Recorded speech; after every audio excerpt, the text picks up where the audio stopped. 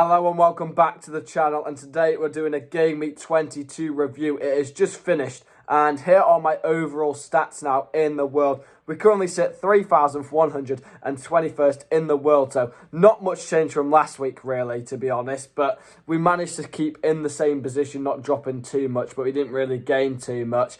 There are currently 11 million players in FPL. I thought it was 14 million. I actually thought it was a lot higher than that, but, 11 million, and our total points is now gone up to 1,456, so it's looking very good. I'm going to also talk through what I plan to do for next week and some of the plans I've got with my transfers and when I'm going to use my other chips that I've got, such as the bench boost and the free hit, because Game Week 25, there's some more double game weeks announced, but there are also a lot more double game weeks after Game Week 25 that are looking likely, so we've also got to look in the long term. But without further ado, let's go give my team a review and see how I got on this week. So this week we managed to record 88 points, which I am actually quite happy with. I couldn't obviously triple captain Rashford because I'd already used it on Haaland in a previous week, which was very annoying. But if you did captain Haaland a few weeks ago, do the triple, you only actually lost 12 points if you didn't triple captain Rashford and you triple captain Haaland in that game week.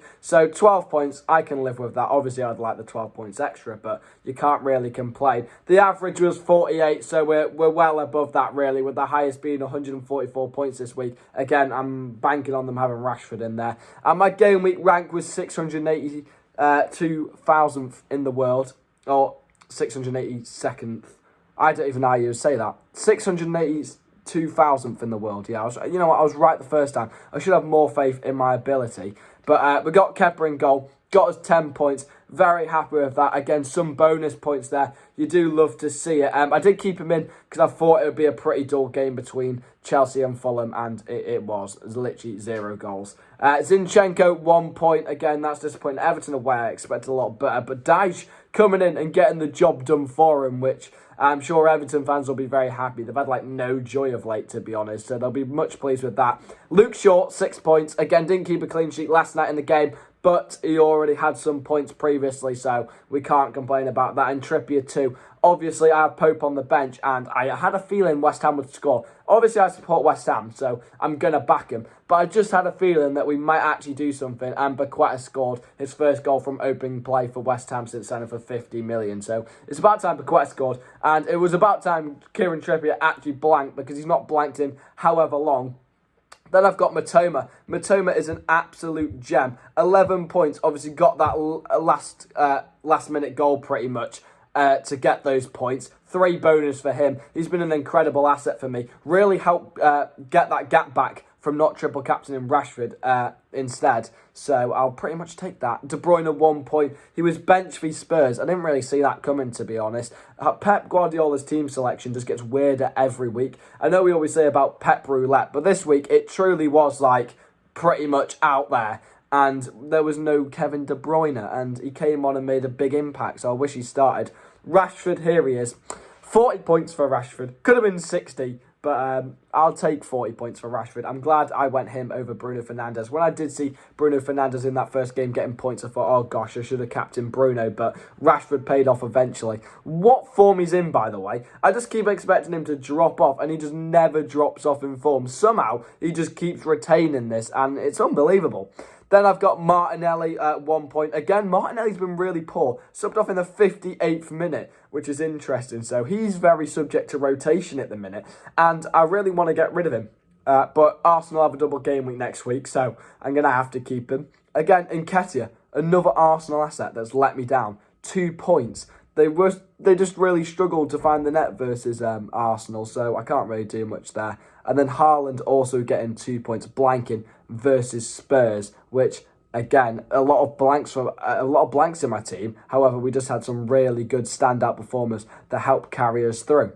Looking at the bench, I'm pretty much happy with the decisions I made. I didn't go for the double up Newcastle, which means that Pope also got 2 points, and I would have had Kieran Trippier and Pope, and that would have also lost me those points that Kepa got. Also, Akanji got 2. Brought in Akanji because he's got a double game week next week, so he's going to be very strong for me. Mitrovic, 2 points. He's got Forest next week. Again, in a minute, I'll move on to my team for next week. We've got so many dilemmas to choose simply because all my team pretty much have nice fixtures. And then Robertson's been an underrated asset for me. Got him for 4.4 million, and he's got another clean sheet, but then again, it does have no effect as he is on my bench. So that is my team, 88 points. Comment how many points you got down below. I am interested to know, so get down in those comments. And let's go and take a look at what my team currently looks like for next week without any changes. So here is my team currently for next week. Now, there's a lot of deliberation in my head currently because the bench is very strong. I've got Pope in goal. I've got a double on the Newcastle defence. However, Bournemouth are very poor. Newcastle are very strong. So I'm hoping they can actually both come through and clutch up for me. Obviously, Man City and Arsenal with the double game weeks. So I've just gone the ham on them assets. I've got 3 from each club. And I've still got the United pair in the middle at Leeds away. Leeds tend to leak goals. And we know that even though the game was tight the other night, again, 2-2 it was, we expect Rashford and Fernandes to hopefully get some returns. The debate for me is, do I go Matoma or do I go Mitrovic? I'm currently favouring Mitrovic at home to Forest rather than Matoma v Palace. But Matoma has been in tremendous form, so would it be stupid to actually put him on the bench? I'm not sure about that. I've got Luke Shaw on the bench as well. Against Leeds away, because I do think Leeds might score in that game. Also, my defenders that I've currently got have a much better chance of getting that clean sheet. Kepa on the bench versus West Ham away. I did actually want a bench boost this week with how strong my team was, but I'm not going to, because pretty much in game week 29, apparently there's going to be quite a lot of doubles. Also, there could be a potential for others in that game week.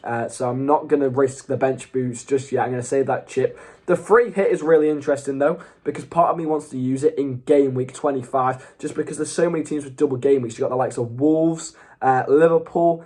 There's a few others I'm trying to think of that I can't really think of. I think Arsenal might have one as well. They've got another one coming up. So I'll have to see on that front what I'm going to do in my transfers. That's why I'm reluctant to move this week, because I might roll my transfer. I really need to play it right in order to maximise the points. I've got Haaland captain this week. I'm guessing people, if you haven't triple captained Haaland, are going to do it this week, because there's been a few chances now. And he's on a double versus Villa at home, which is a chance for many goals. But then he's also got Arsenal away, which we'll see if he can rise to the occasion and do that. I've also put in Nketiah as vice-captain. He really needs to come up clutch, all right? He didn't do anything for Everton, and now I've put him in for this double. So I want to see what he can do before Gabby Jesus makes his return from injury. But that is today's video.